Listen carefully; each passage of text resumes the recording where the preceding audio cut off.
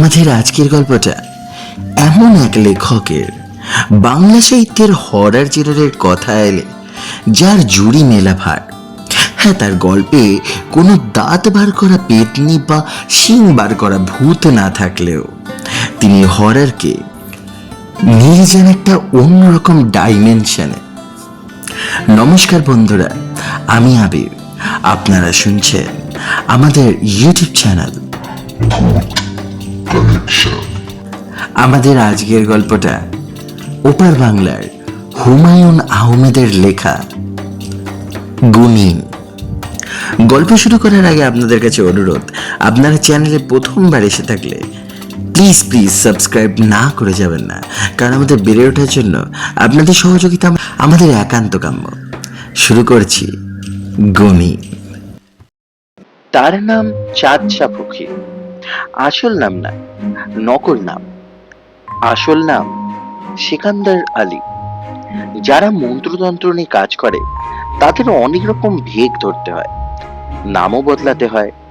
তাদের চালচলন, আচার আচরণ সাধারণ মানুষের মতো হলে চলে না, কারণ মানুষের ভয়, ভক্তি, শ্রদ্ধা অর্জনের জন্য তাদের সারাক্ষণই নানা চেষ্টা চালাতে হয়।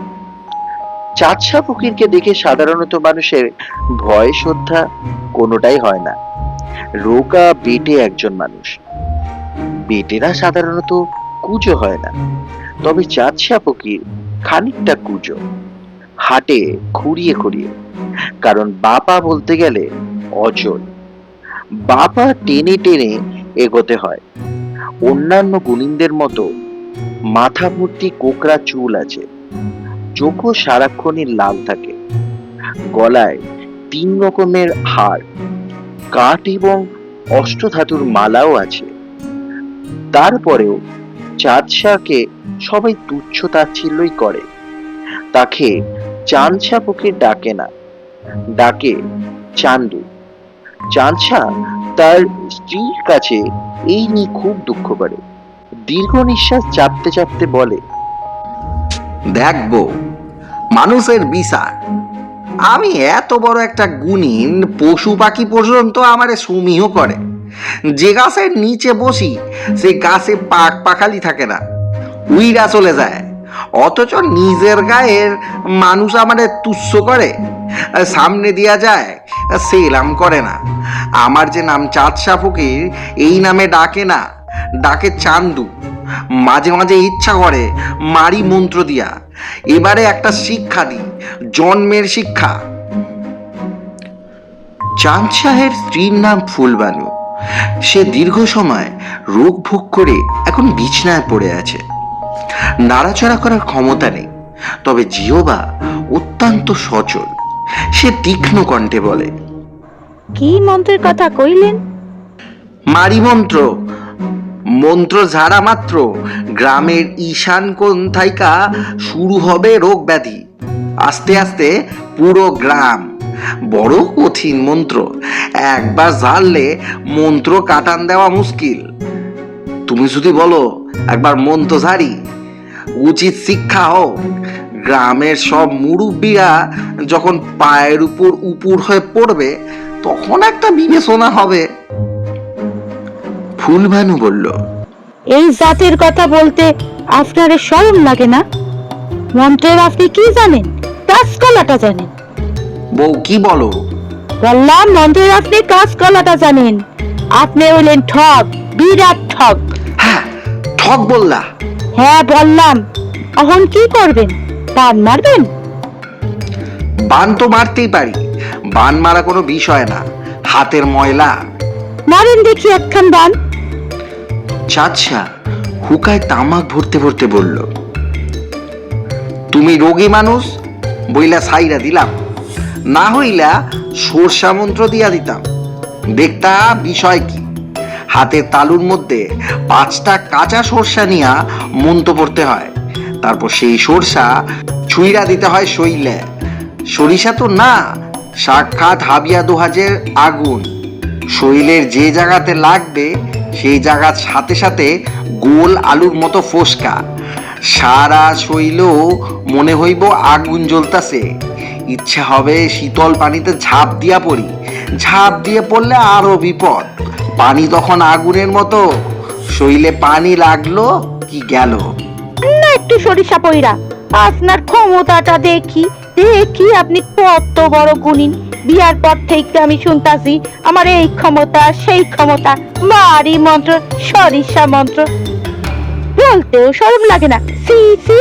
এই রাগ উঠাও না বউ, রাগ উঠাইলে নিজেরই ক্ষতি হবে।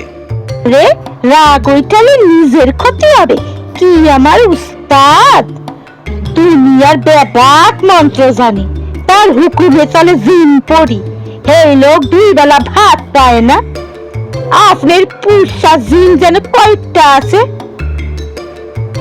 তামাক টানতে টানতে চাঁদশা উদাস গলায় বলল, আমার পোষা না, আমার বাপ জান পুষছিলেন, এখন আমার দখলে আছে। 3টার ভিতর 1টার মৃত্যু হয়েছে, এখন আছে 2টা। একজনের নাম দাস্তিন, আরেকজনের নাম নাস্তিন। এরা 2 সহোদর ভাই। 2 জিন আপনার হুকুমে চাকর? এই 2 জিন রে দিয়ে 1 কলসি সোনার মোহরা নাইয়া দেন, যে কয়টা দিন বাঁচি আরাম কইরা বাঁচি, ভালো মন্দ কিছু খানা খাই, 2 হাতে 6 গাছি সোনার চুরির পরার আমার বড় শখ। চাঁদশা গভীর মুখে বলে, সোনার মোহরের কলসি কোনো ব্যাপার না বউ, জিনের আইস বলবো, আইস আইনা দিব। কিন্তু নিষেধ আছে, নিজের কাজের জন্য কিছু করার উপায় নাই, আমার হাত পা বাঁধা যে বউ। তাহলে শোন, তোমার একটা গল্প বলি, আমার পিতার আমলের কথা। ওনার যেমন জিন সাধনা ছিল, তেমনি ছিল পরি সাধনা। একটা পরি ছিল ওনার, খুব পেয়ারের, তার নাম একরার বেগম। বড় সৌন্দর্য ছিল সে, চাঁদের মতো গায়ের রং, আহারে কি বিউটি। কানের কাছে ভ্যান ভ্যান কইরেন না, জিন সাধনা পরিসাধনা, ওরে আমার সাধক রে, দুরহান দেখি দুরহান। স্ত্রীর কটু কথায় চাঁদশাহের মতো বড় সাধকের খুব বিচলিত হতে দেখা যায় না। সেই হুক্কা হাতে বাড়ির সামনের উঠানে ছাতিম গাছের নিচে এসে বসে। দিনের বেশিরভাগ সময় এই গাছের নিচেই সে বসে। কিছুদিন আগেও ছাতিম গাছে একটা সাইনবোর্ড ঝুলত, চাঁদশা ফকির, জিন সাধনা পরিসাধনা তাবিজ জাদুটোনা বশীকরণ মরণ উচাটন পরিচালনা বাটি চালনা তেল পোড়া চুন পোড়া বিফলে মূল্য ফেরত। তবে রোদে বৃষ্টিতে ঝড়ে তুফানে সাইনবোর্ড পচে গলে গেছে। নতুন সাইনবোর্ড কিনতে 120 টাকা লাগে। এত টাকা চাঁদশার নেই, সে হত দরিদ্র। কাজেই তাকে এখন মূর্তিমান সাইনবোর্ড হিসাবে বসে থাকতে হয়। বাড়ির সামনে দিয়ে কেউ গেলে গভীর আগ্রহের সঙ্গে জিজ্ঞাসা করে, কে যায়? আজিজ মিয়া না? এই খবর কি? বসো, 2-1টা গপ্প করি। শরীর ভালো? মুখটা মলিন দেখাইতেছে দেখছি। আজিজ মিয়ার তেমন আগ্রহ দেখা যায় না। ভিন গ্রামের কেউ গুনিনের খোঁজে এলে চাঁদশা ফকিরের ভাবভঙ্গি বদলে যায়। সে ভারী গলায় বাড়ির দিকে তাকিয়ে ডাক দেয়, মোবারক, তামুকে আগুন দাও দেখি। মোবারককে এমনিতে তুই তুই করে বলা হলেও এই সময় তার সম্বোধন হয়ে যায় তুমিতে। মোবারক চাঁদশা ফকিরের সঙ্গে থাকে। ফকিরকে সে মামা ডাকে। তার বয়স 11। অকাট গাধা। গাধারা যেমন কাজকর্মে ভালো হয়, মোবারকও কাজকর্মে ভালো। রান্না বান্না, কলসি করে টিউবওয়েলে পানি আনা, হাট বাজার করা, কাপড় ধোয়া, রোগীর যত্ন সব সে একাই করে, হাসি মুখে করে। চাঁদশা ফকির মোবারককে বেতন দেয় না, সেই সামর্থ্য তার নেই। দুবেলা খাবারই দিতে পারে না। বেতন তো অনেক পরের ব্যাপার। মোবারকের কিন্তু তা নিয়ে মাথা ব্যথা নেই, সে আনন্দেই আছে। কারণ চাঁদশা ফকিরের আশেপাশে থাকাকেই সে ভাগ্য বলে মনে করে।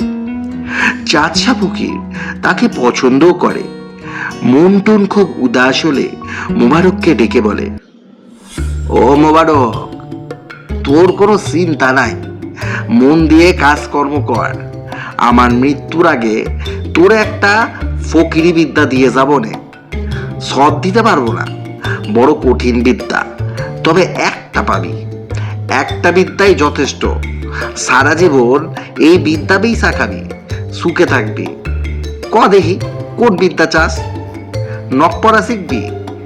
টেলিভিশনের পর্দা যেমন ছবি দেখা যায় না, তেমনি নখের উপর ফকফকা কালির ছবি দেখবি। হ্যাঁ, তোর রাশিটা কি? এই রাশি কি তা তো ফকির বাবা জানি নে।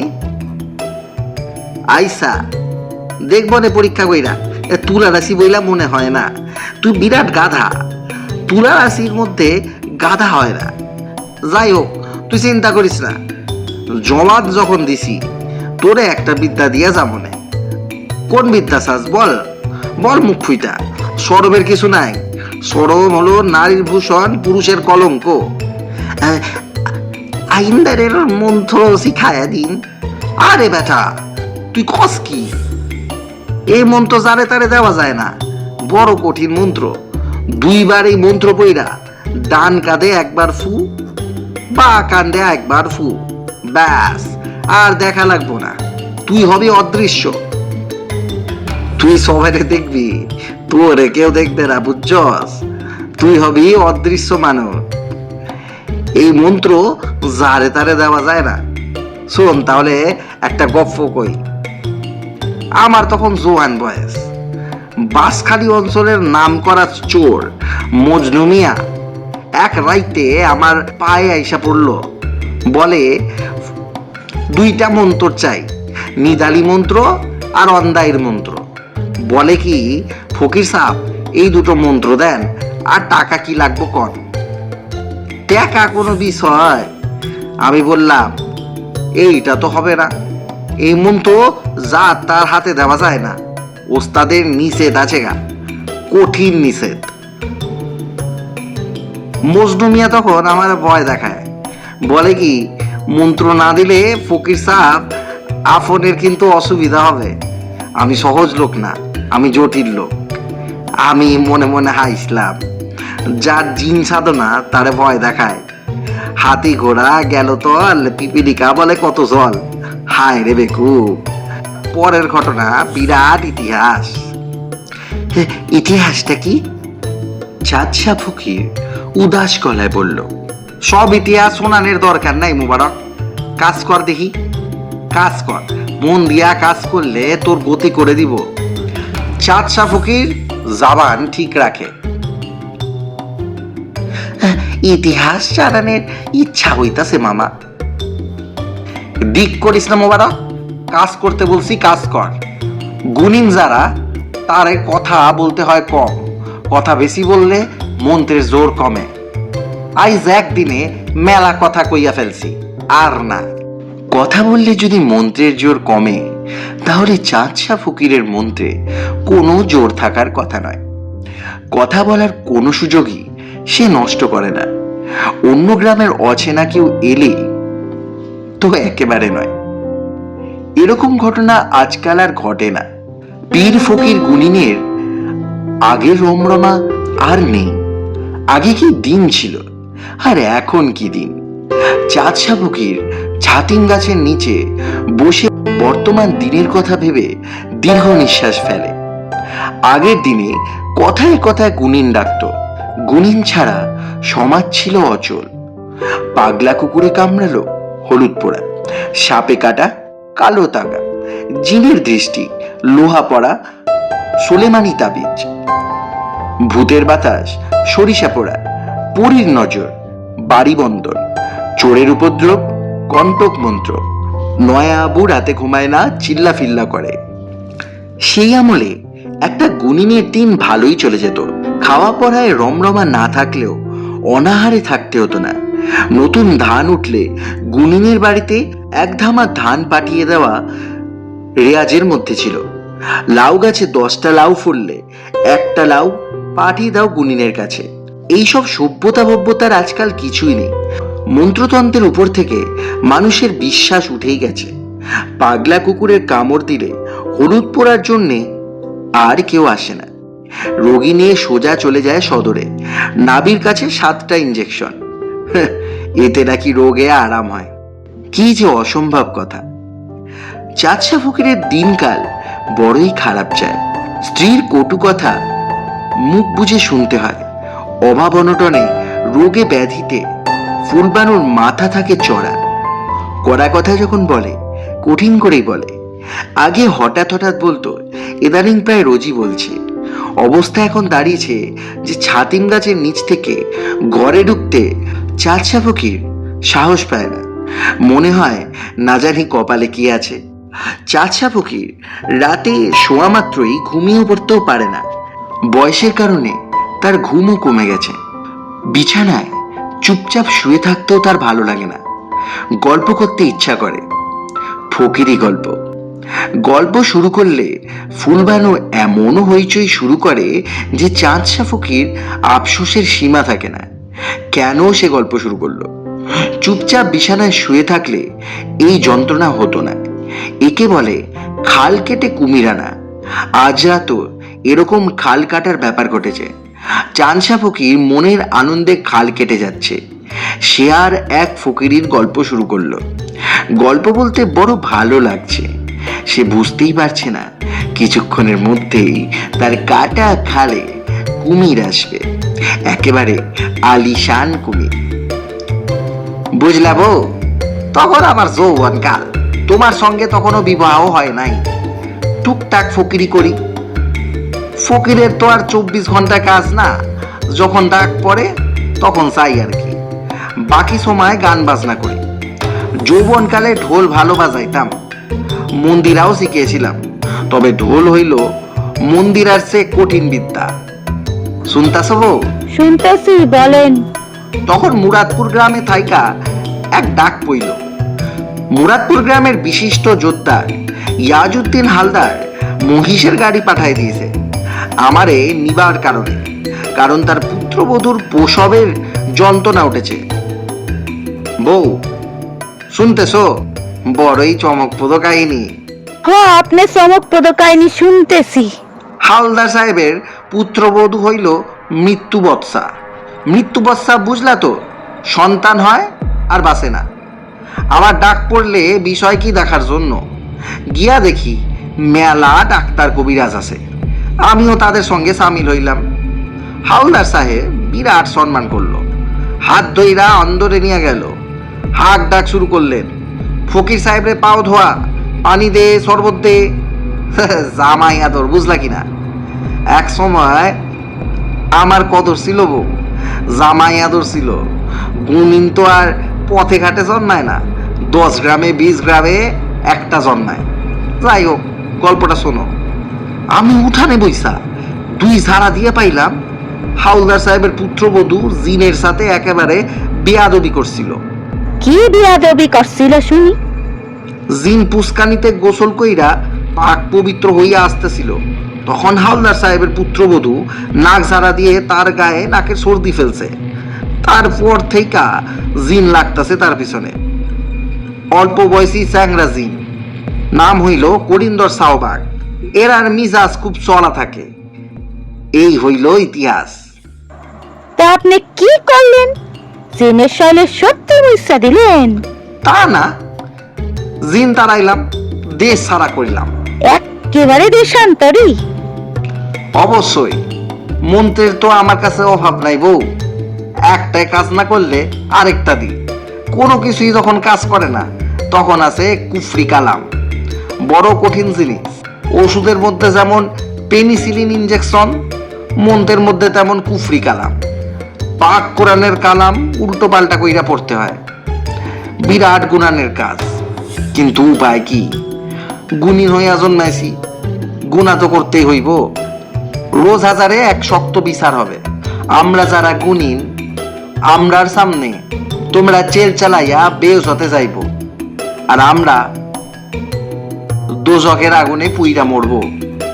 এইটাই বিধান। চাচা ফকির তৃপ্তি নিঃশ্বাস ফেলে গল্প শেষ করে, আর বারুদের মতো জ্বলে ওঠে ফুলবানু। এইসব মিথ্যা বইলা আপনি মানুষটা খান, আপনি লজ্জা নাই? ফুলবানু রোগের কথা ভুলে বিছানায় উঠে বসে। চাঁদশা ফকির শঙ্কিত বোধ করে। কাটা খাল বেয়ে কুমির এসে গেছে, তাও তাও ছোটখাটো কুমির না, বিরাট আকার কুমির। আর ব্যাপার মাত্র গুল্লা খাইছেন, বলতে শরম লাগে না? চাঁদশা ফকির ক্ষীণ গলায় বলল, এই শরমের কি আছে?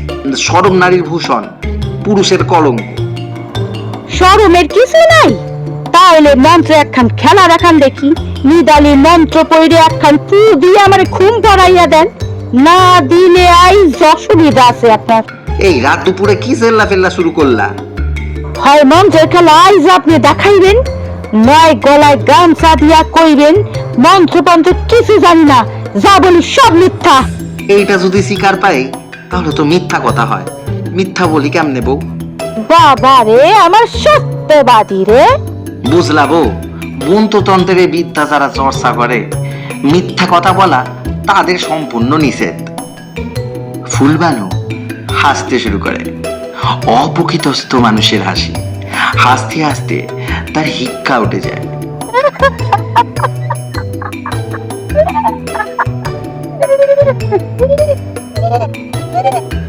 চাঁদশা ফকির বড় অসহায় বোধ করে। মনে মনে বলে, কি যে যন্ত্রণায় পড়লাম, গল্প শুরু না করলেই হইতো। এক শ্রাবণ মাসের মধ্যরাতে ফুলবানুর বুকে তীব্র ব্যথা হলো। বিছানায় শুয়ে সে ছটপট করতে লাগলো। সমস্ত শরীর তার নীল বর্ণ হয়ে গেল। চাঁদশা ফকির স্ত্রীর অবস্থা দেখে অবাক হলো। মুখে স্বীকার না করলেও স্ত্রীকে সে অত্যন্ত পছন্দ করে। তার চিৎকার, তার রাগারাগি সবই পছন্দ করে। চাঁদশা ফকিরের ইচ্ছা করতে লাগলো চিৎকার করে কাঁদে। গুনিনের জন্যে চোখের পানি ফেলা পুরোপুরি নিষিদ্ধ বলে চোখের পানি ফেলতে পারছে না সে। ফুলবানু স্বামীকে ডেকে কাঁদো কাঁদো গলায় বলে, আমার আমার মৃত্যুর সময় হয়েছে, আপনার একটা অনুরোধ। চাঁদশা বলল, বল বউ, কি অনুরোধ? তুমি যা বলবে আমি তাই করব। জিন চালান দিয়া ওষুধ আইনা দিতেছি, একটু সবর করো। জিনের রাজধানী হইল কাফনগর। এই রাজধানী থাইকা ওষুধ চলে আসবে। আবার মিথ্যা? চাঁদশা নিঃশ্বাস ফেলল। আগের মতো জোর গলায় বলতে পারল না, সে যা বলছে তা মিথ্যা না।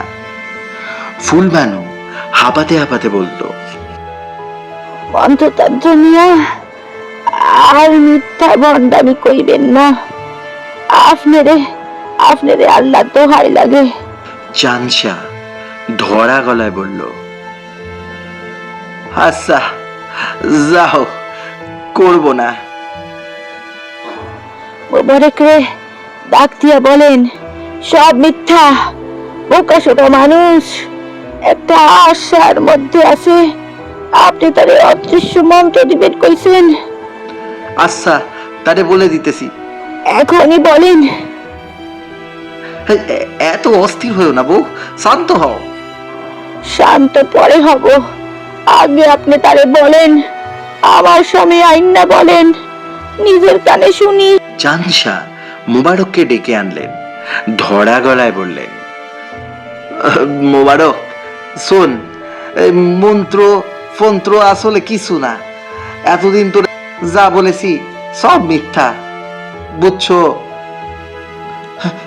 জি জি না।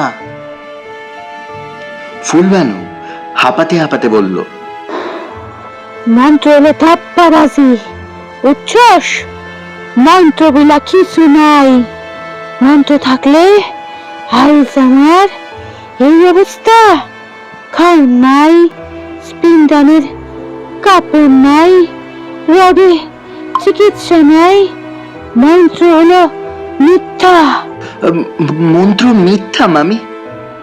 আরে বেটা, তুই বেহুদা, তোর মামার পিছে পিছে ঘুরিস না, কাজ কইরা খা। জি আচ্ছা। ইচ্ছা না, আজই বিদায় হ, এখন যা। চাঁদশা ফকির বিরক্ত গলায় বলল, হে এখন যাওয়ার দরকার কি? ধীরে সুস্থে যাইব হনে। ঘরে এমন রোগী কখন কি দরকার হয়। ফুলবানু বড় বড় নিঃশ্বাস নিতে নিতে বলল, না, এখন যাইব, এখন। এখন বিদায় না হইলে আপনি তাদের মানতে শিখাইবেন। এই হইব আপনার মতো ধান্দাবাজ, তার জীবন কাটবো দুঃখে দুঃখে। ঠিক আছে ঠিক আছে, অস্থির হয়েও না, ব্যবস্থা করতেছি। ফুলবানুকে শান্ত করার জন্য সেই রাতেই মোবারককে বিদায় করতে হলো। ফুলবানুর অস্থিরতা তাতে কমলো না, আরো বেড়ে গেল। তার শ্বাসকষ্ট শুরু হলো। তার কষ্ট চোখে দেখা যায় না। চাঁদশা ফকিরের চোখে পানি এসে গেল। সে গুণীন মানুষ, গুণীন মানুষের চোখে পানি আসা ভয়ঙ্কর ব্যাপার। মন্ত্রীর জোর বলে কিছু থাকে না, কিন্তু সে চোখের পানি সামলাতে পারছে না। ফুলবানু স্বামীর দিকে তাকিয়ে বলল, কান্দেছেন কেন? পুলা পানির মতো শিক্ষক দিয়া কান্দন। সি সি, মানুষ হইয়া জন্মাইছি, রোগ হইব, ব্যাধি হইব, একদিন মরণ হইব, কান্দনের কি? চোখ মুছেন। চাঁদশা চোখ মুছল। সেই চোখ সঙ্গে সঙ্গে জলে ভর্তি হয়ে গেল। ফুলবানু অতি কষ্টে শ্বাস টানতে টানতে বলল, আপনি আপনি আমার সামনে থাইকে যান। আমার সামনে বৈশা আপনার কষ্ট হইতেছে। কই যাব? সাতিন গাছের তলে গিয়া বসেন। হ্যাঁ, কি যে তোমার কথা? আমার কথা ঠিক আছে, আপনি যান কইলাম, এখন যান। শরীর একটু ভাল বোধ হইলে ডাক দিব। বউ। চাঁদশা ফকির হুক্কা হাতে ছাতিম গাছের নিচে বসলো। কৃষ্ণপক্ষের মরা চাঁদ উঠেছে, চারিদিকে গা ছমছমা আলো। ঘরের ভিতর থেকে ফুলবানুর কাতরানি শোনা যায়। এমন সময় একটা অদ্ভুত ঘটনা ঘটল। চাঁদশা ফকিরকে চমকে দিয়ে কে একজন মিষ্টি গলায় ডাকলো, ফকির সাহেব। চাঁদশা চারিদিকে তাকিয়ে কাউকে দেখতে পেল না। ভয়ে সে অস্থির হয়ে গেল। ফুলের গন্ধ চারিদিকে ম ম করছে। কোত্থেকে আসছে এত মিষ্টি সুবাস? কে কে কে কে কে কথা বলে? মিষ্টি গলা আবার শোনা গেল। ও মা, ভয় আপনি দেখি আত্মারা, যে দিন রাত জিন সাধনা পরিসাধনার কথা বলে, তার এমন ভয় পেলে চলে? আপনি কে? আমি পড়ি। চাঁদশা হতভম্ব গলায় বলল, পরি বইলা দুনিয়া কিছু নাই। ও মা, আজ দেখি উল্টো কথা। উল্টো না, এটাই সত্য। এইটা যদি সত্যি হয়, তাহলে আমার কথা কিভাবে শুনছি? রোগে শোকে অভাবে অনটনে মনের মধ্যে ধাক্কা লাগছে, ধান্দার কারণে কথা শুনতেছি, আসলে কিছু না। ভালো করে তাকান, তাকিয়ে দেখেন তো কি ব্যাপার। চাঁদশা ফকির ভালো করে তাকালো। আরে তাই তো, তার সামনে একটা পরী তো দাঁড়িয়ে আছে, দেখতে কিশোরী মেয়ের মতো, শুধু চোখ দুটো অস্বাভাবিক উজ্জ্বল। পাখা আছে, পাখা দুটো অল্প অল্প কাঁপছে। ফুলের গন্ধ আসছে পরী মেয়েটার গা থেকে। কি অদ্ভুত গন্ধ, আর কি সুন্দর মেয়েটার মুখ। পরী ঠোঁট টিপে টিপে হাসতে হাসতে বলল, দেখলেন? চাঁদশা কিছু বলল না। বলবে কি, সে পুরোপুরি হক চকিয়ে গেছে। পরী, পরী আবার কি? কি মুখে দেখি বাক্য নেই, বিনা আগুনে হুক্কা টানছেন। হুক্কায় আগুন দেওয়ারও কেউ নেই। মুবারক চলে গেছে? জি। ঘরে এমন রোগী, জীবন মরণ ব্যাপার, আর মোবারক চলে গেল। চাচা কি বলবে ভেবে পেল না। শরীর বন্ধন মন্ত্রটা কি পড়বে? পড়ে ফেলা দরকার। এই পরি মেয়েটার কাণ্ড কারখানা ভালো ঠেকছে না। যদিও মন্ত্রতন্ত্র বলে কিছু নেই, কিন্তু নেই বা বলা যায় কিভাবে? চোখের সামনেই তো দেখতে পাচ্ছে। কি আজব কাণ্ড!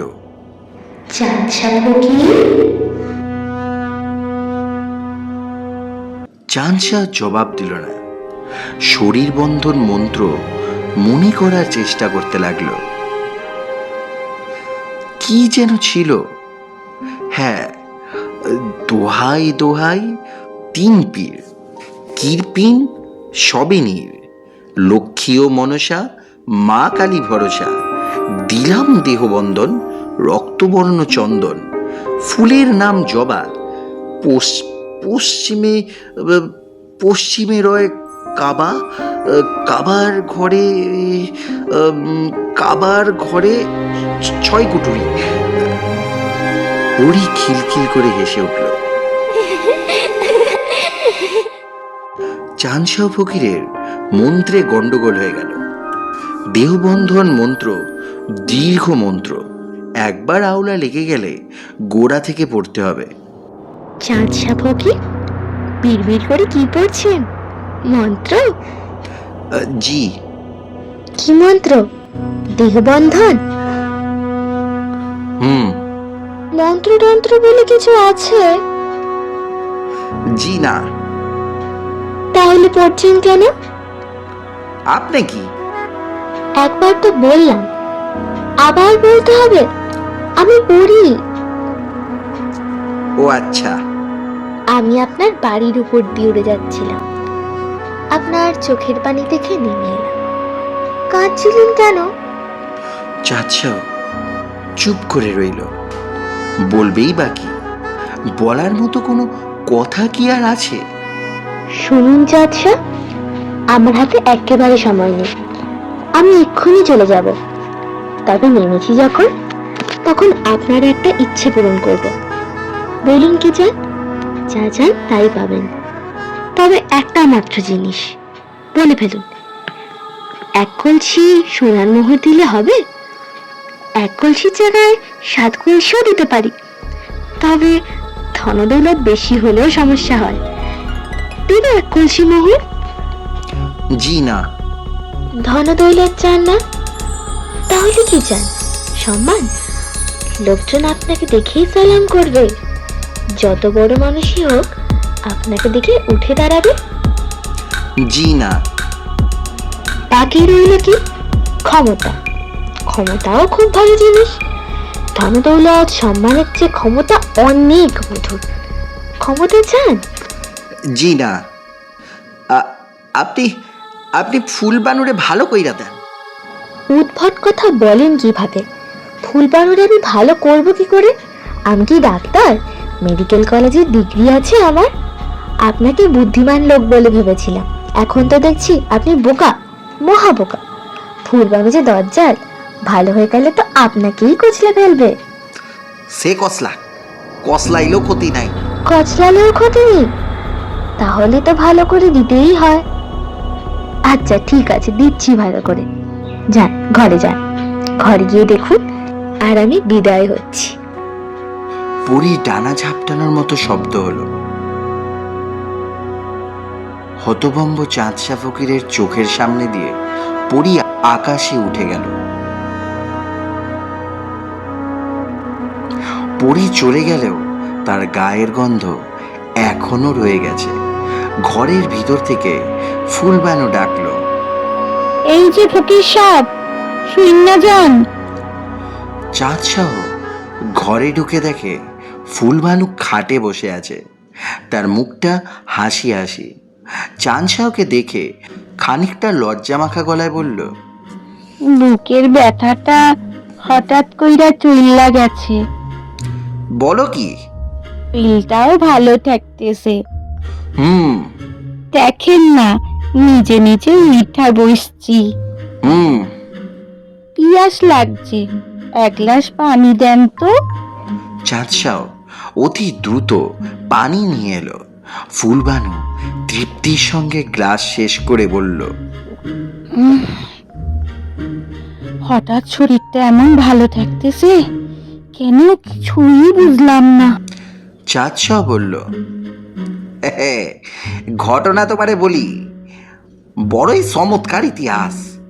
হইতাছে কি, সাতিম গাছের নিচে বইসা ছিলাম, হঠাৎ দেখি চোখের সামনে এক পরী, বড় সৌন্দর্য চেহারা, বড় বিউটি। চোখের সামনে কি দেখলেন? পরি? পরী। আবার শুরু করছেন? আবার? চাঁদ শাহ চুপ করে গেল। এমন সুন্দর একটা গন্ধ, এমন এক চমকপ্রদ ইতিহাস, কিন্তু সে তার স্ত্রীকে বলতে পারবে না, কোনোদিনই বলতে পারবে না। এর চেয়ে দুঃখজনক ব্যাপার আর কি বা হতে পারে। ফুলবানু খাট থেকে নেমেছে। সে হেঁটে হেঁটে দরজা পর্যন্ত গেল। তার বিস্ময়ের সীমা নেই। দীর্ঘ 5 বছর পর সে নিজে হেঁটে দরজা পর্যন্ত গিয়েছে। ফুলবানু দরজা ধরে দাঁড়িয়ে আছে। কৃষ্ণপক্ষের মরা জ্যোৎস্নাও তার কাছে অপূর্ব লাগছে। ফুলবানু মুগ্ধ গলায় বলল, জংলা কি ফুল জানি ফুটছে, কি গন্ধ! ফুলের গন্ধের রহস্যের চমকপ্রদ ইতিহাস চাঁদ শাহ ফকির জানে, কিন্তু তার বলার উপায় নেই। সেও এসে স্ত্রীর পাশে দাঁড়ালো। শুনছিলেন আমাদের আজকের কাহিনী গুণী। বলেছিলাম না, মানে হুমায়ুন আহমেদের লেখা মানে একটু অন্য রকমের। মানে ভেবে দেখেন, তাহলে এই পরীটা তাহলে কি ছিল? এটা কি চাঁদ শাহ ফকিরের বাবার প্যারা পরী, যেটা প্রথমে গল্পেতে বলা হয়েছিল? তবে সেটা এসেছিল। তাহলে চাঁদ শাহ ফকিরের সারা জীবনের সাধনা ওগুলো কি ছিল? তবে ওটা কি সত্যি ছিল নাকি ছিল না? আপনারাই বিচার করুন। গল্পটা এই অবধি শুনে থাকলে অবশ্যই চ্যানেলটা সাবস্ক্রাইব করবেন। আর আপনার লেখা কোনো গল্প বা আপনার সাথে ঘটে যাওয়া কোনো সত্যি ভূতের ঘটনা যদি আমাদেরকে পাঠাতে চান, তার জন্য মেল করতে হবে bhootconnection@gmail.com। আমি আবির আজকের মতো বিদায় নিচ্ছি। সবাই সুস্থ থাকবেন, ভালো থাকবেন। দেখা হবে পরের এপিসোডে।